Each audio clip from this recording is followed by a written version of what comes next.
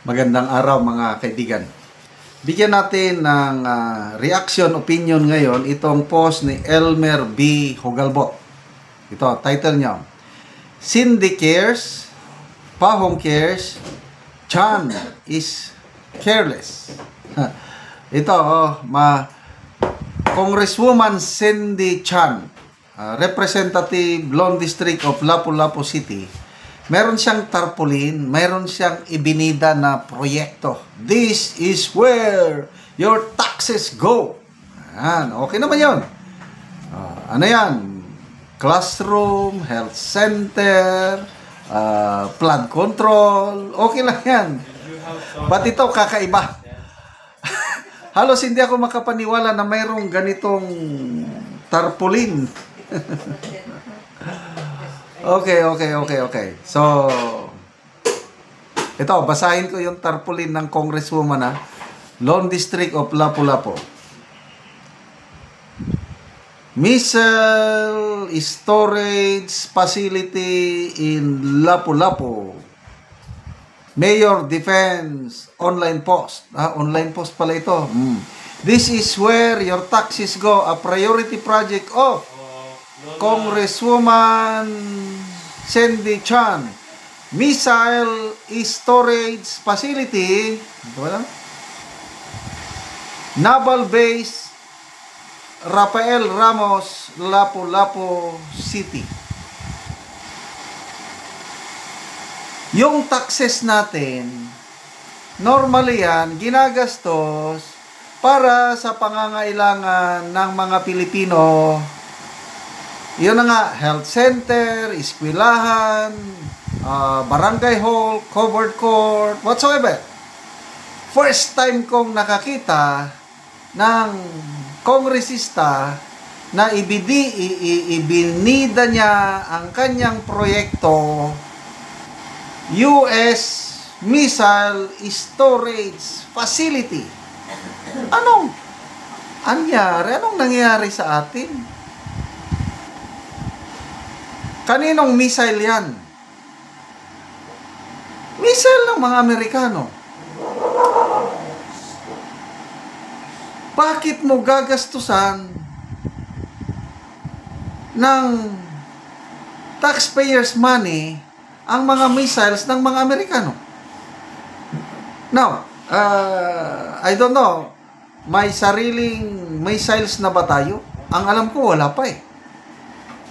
Meron tayo yung mga maliliit na ano ba yun? BrahMos o... So, hindi klaro kung kaninong missiles ito. Ang pagkaintindi ko, correct me if I'm wrong, ito na yung Typhoon, US Typhoon missiles na nandito sa Pilipinas na ipinagmamayabang ng AFP na makaabot daw sa China. Bakit natin gagastusan?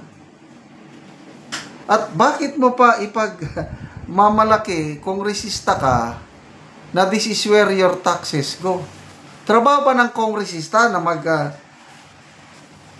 hindi ko na maintindihan itong nangyayari sa ating gobyerno. Kaya binabatikos ngayon itong kongresistang ito, Cindy Chan. Kaya sabi, Missile Storage Facility in Lapu-Lapu, Mayor Defense Online Post. Mayor? Bakit Mayor? Congresswoman man itong nag-post. Magbasa tayo sa mga comments ano na bang nangyayari sa ating gobyerno karon? Hindi ko na maintindihan.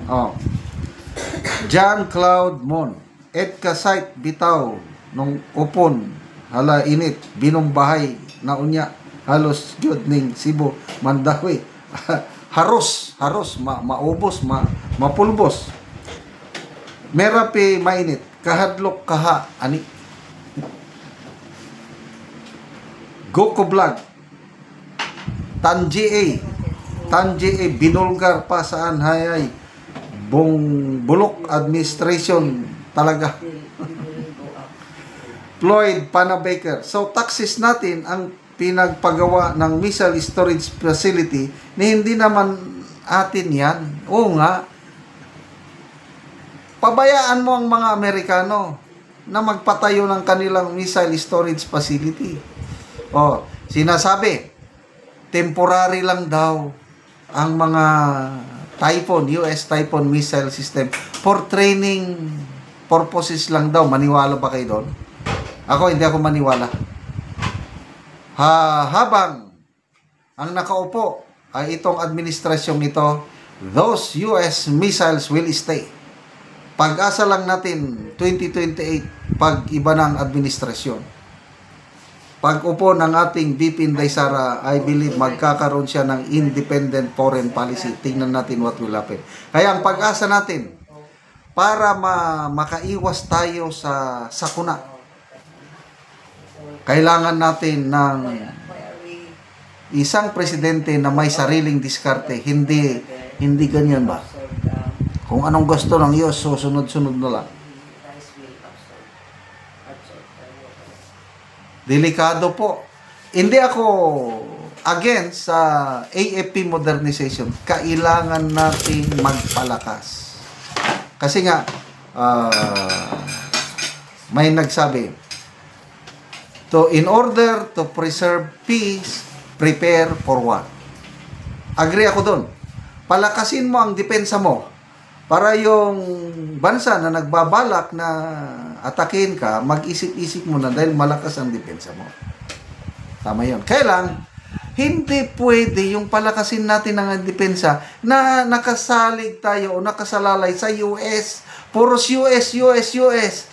Anong mangyari yan? Kung sige lang US, magagalit din ang China. Kasi magkalaban ang US and China pagdating na sa mga bagay na yan. Dapat palakasin natin ang ating depensa on our own.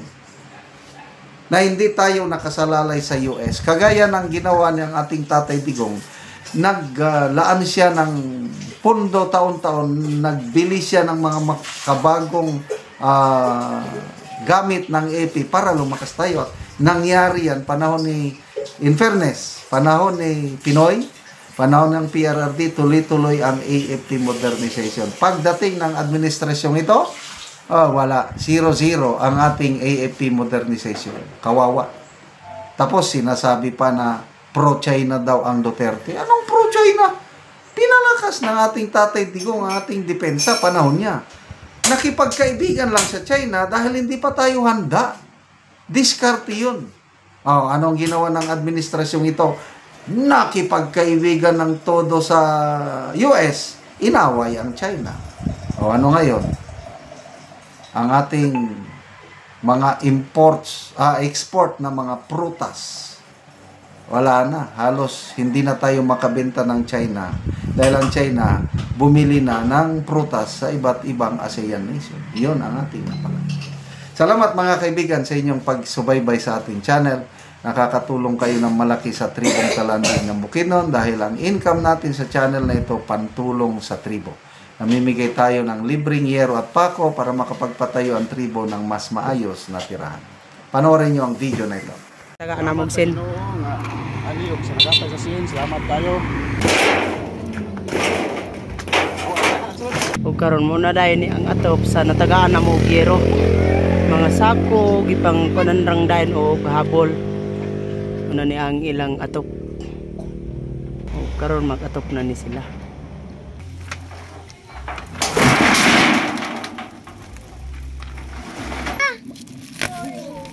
Hay tayo nga ada bawa.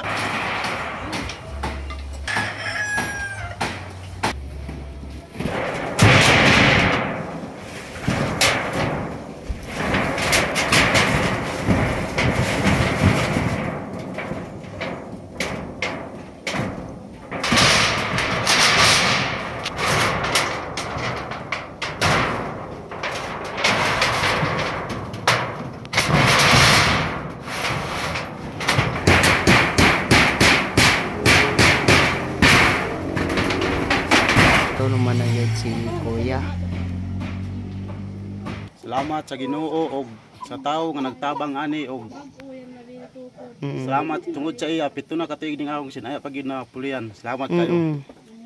Lagi. So pito na katuig yan bago pa ka nakapuli og atop Oh, bago sa imong balay. pito na katuig kaya pag na napulian. Ngano man niya sa kadugayon na wala ka nakapuli og atop? Wala Igwero. lagi, wala may kuan. Wala budget. Unsa daya imong trabaho? Kuan ra, umara. Uma, Igo-igo raban, wala naman pangonsumo. Di nagigaw ka budgetan ang kuan yun. atop. Atob. Lagi. So pila na daya imong edad? Kuan na 30. Ang imong anak pila ka buok? Tulo. 3 ka buok. So naga-eskwela na sila. Oh, ang isa, ang duwa wala pa. So salamat kayo ya. Oh, salamat pod. Salamat kayo.